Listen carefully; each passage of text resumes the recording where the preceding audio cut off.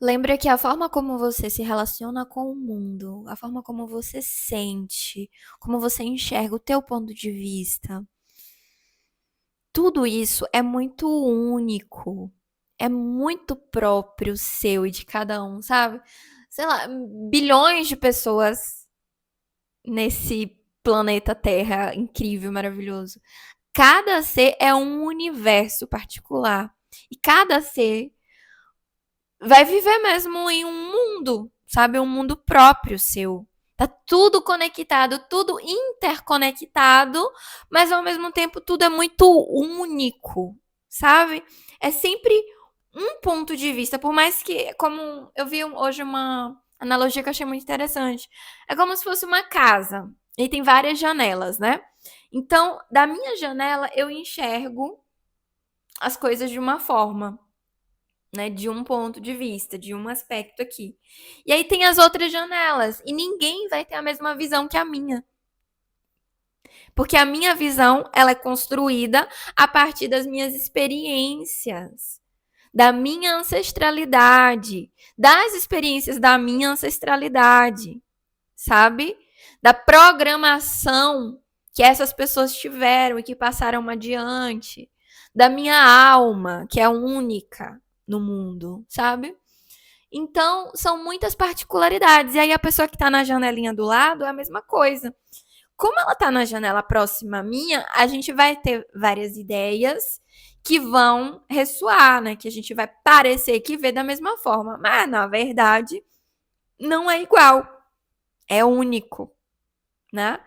Então, gente, precisamos lembrar disso. Precisamos muito lembrar disso. Eu não sei como é para você, mas quando a gente vive muito imerso no nosso próprio eu, na nossa própria ideia de eu, que é o nosso ego. E o ego não é vilão, mas ele é a identidade, né? Ele é o personagem, ele é a construção. Ele sempre tem essa ideia de isolamento, de separação, né? E de autopreservação também, de sobrevivência também. Então é muito autocentrado. Então, quando a gente está muito nesse lugar, a gente se perde dessa consciência de que cada ser é um universo inteiro, vasto, enorme, incrível, com potencial, assim, potencial infinito. Muito, muito, muito, muito incrível. Cada ser, cada pessoa, sabe? Tudo é muito único. E somos muito diferentes e muito iguais também, né? Em muitos aspectos. E o mantra de hoje, dessa série maravilhosa, de 100 mantras de Jesus, onde eu faço a leitura desses mantras sequenciais aqui, de ordem, de forma sequencial do livro 100 mantras de Jesus, escrito pela Alexandra Sonada, canalizado pelo Mestre Jesus. O mantra de hoje, ele vai falar um pouco sobre isso. É o mantra número 90. Ai, que delícia, chegamos no número 90. E o mantra diz: cada caso é um caso. Cada caso é um caso, porque cada pessoa, cada situação, cada emoção, tudo isso é único, tá? Então vamos lá, vamos mergulhar na leitura do mantra. Depois eu volto para trazer mais algumas informações que forem chegando. E então, cada caso é um caso. Parece simples pensar assim, mas este mantra tem uma profundidade absoluta, porque respeita a individualidade de cada situação. Cada pessoa, situação, emoção são únicos, mas o respeito absoluto por cada uma delas é mais difícil do que parece. Sentir é uma das poucas soluções para conseguir vibrar por este amor imenso que eu dou e poder olhar cada coisa com essa distância amorosa de quem está cá em cima. Aí sim, é mais fácil olhar para tudo como único. Tudo é infinito dentro de si próprio. Cada coisa tem uma dimensão enorme, um tamanho gigantesco dentro das suas próprias fronteiras. Cada situação é complexíssima e merece não ser confundida com outra. Quando consegues olhar cada coisa como infinita e única, quando consegues respeitar cada uníssono e tratar dele na dimensão que ele realmente tem, mudas imediatamente de vibração. Sobes invariavelmente os teus vértices e passas a viver mais tempo aqui comigo. O olhar para a vida também é vida. A forma como te relacionas, a forma como. Gente, isso aqui é muito lindo, pera. O olhar para a vida também é vida. A forma como te relacionas, a forma como resolves cada questão, como reages a cada questão. Tudo isso é vida. Tudo isso é forma de viver. E é esta que estou a propor-te. Nem sempre é mais fácil, mas é mais verdadeira e é mais transparente.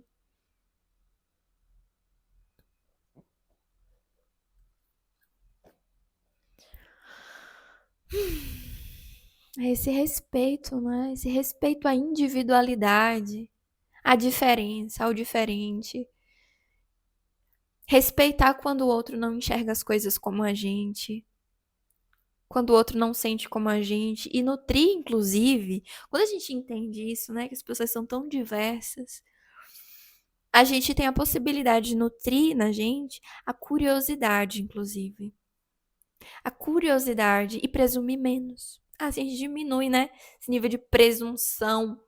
Uma vez eu recebi uma frase muito maravilhosa de um oráculo que eu tenho de Mãe Stella de Oxóssi, que diz assim: a presunção dificulta o aprendizado e impede o conhecimento. Isso chegou para mim no momento em que eu estava muito tomada pelas previsões, previs, pelas, esqueci a palavra, pelas não previsões, mas pelas deduções, né, deduzindo muito, achando que eu sabia muito sobre as pessoas. Isso foi ali no meu momento de crise, no meu processo de despertar espiritual. E foi muito importante para mim tomar uns chacoalhões assim da vida. Nessa época eu não era terapeuta ainda, me mostrando assim como que eu estava sendo arrogante, achando que eu sabia mais do que as pessoas, sabe? Sobre o que elas estavam vivendo, o que elas deveriam fazer, porque eu tinha uma visão e eu achava que essa visão era certa, né? E eu queria que as pessoas tivessem essa mesma visão. Muitas vezes, gente, a janela da pessoa, como a minha esteve, e eu vivo cuidando, né, para tirar esses véus que atrapalham a minha visão, a janela tá cheia de véus, sabe? Cortinas, véus, véus, véus, véus, que impedem a gente de ter clareza, né? De ter uma visão pura da realidade. Então, tá tudo muito distorcido. E às vezes, a gente olha para a janela do outro e vê que tá tudo muito distorcido, né? E a gente tenta avisar para outra pessoa que, olha, não é bem assim, é desse jeito. Só que quando essa pessoa ela não tá preparada para ver, ela não tá pedindo ajuda para ver, para enxergar, aí a gente tá sendo inconveniente, a gente tá sendo arrogante, né? Muitas vezes, sim, tentando ajudar. O meu intuito naquela época, por exemplo, era de ajudar, né? Trabalhei muito essa questão em mim, do meu lugar, né? Do meu lugar, porque eu tenho essa coisa de querer ajudar as pessoas no campo emocional, do autoconhecimento. E, e eu precisei refinar muito isso em mim, para que eu não atropelasse os processos dos outros, para que eu não me metesse onde eu não estava sendo chamada, porque eu cuidasse da minha própria energia, inclusive, porque isso desgasta demais. e para que eu pudesse entender, enxergar o outro como um ser capaz de viver a própria realidade, de enxergar a própria realidade, de atravessar os seus próprios véus, sem que ninguém precisasse ir lá tentar arrancar os véus alheios enquanto os meus próprios estão aqui na minha janela, né? Então, eu sinto muito assim esse mantra como esse lembrete mesmo de que cada ser é um universo, de que cada caso é um caso, de que nós temos todo um campo de teorias para explicar várias situações da vida, mas cada ser é um universo. Cada experiência é única. Cada caso é um caso. Quando eu era advogada, apenas, né? Ainda sou, mas já não tô tão ativa. Essa era uma frase que a gente usava muito, né? Cada caso é um caso, depende. E é exatamente assim. Quando a gente fala de autodesenvolvimento humano, de autoconhecimento, de cura, de despertar da consciência, né? Então, o que pode ser assim para uma pessoa muito negativo para aquela outra pessoa nesse momento, pode ser a forma como ela tá conseguindo lidar com a situação, sabe? A melhor forma que ela consegue lidar com a situação. E que isso aqui vai possibilitar a ela mais na frente avançar, entende? Porque agora ela não consegue. Então é relativo, né? Precisamos sempre lembrar disso. Quero te dizer também que eu sou terapeuta e oraculista, né? Taróloga. E uma das minhas funções hoje em dia é justamente ajudar as pessoas a acessarem mais clareza, né? Clareza sobre a sua própria vida, discernimento. Dessa vez, de modo profissional, né? Então as pessoas vêm até a mim, me contratam, pessoas que buscam isso. E aí eu ajudo essas pessoas a tirarem alguns véuzinhos que estão dificultando a visão da janela, né? Vai estar aqui na descrição desse vídeo o link para você saber mais, se você tiver interesse em fazer uma consulta de tarô. Eu tenho uma abordagem terapêutica também, né? A gente pode trazer sim algumas previsões de futuro, mas um futuro potencial, né? Não é decidido, porque a gente decide o nosso futuro dia a dia, decisão a decisão, né? Mas é um futuro provável, temos probabilidades para acessar. Mas o mais importante mesmo dessas consultas é te ajudar a viver aqui no presente com mais coerência, a criar um futuro mais coerente com a tua alma, né?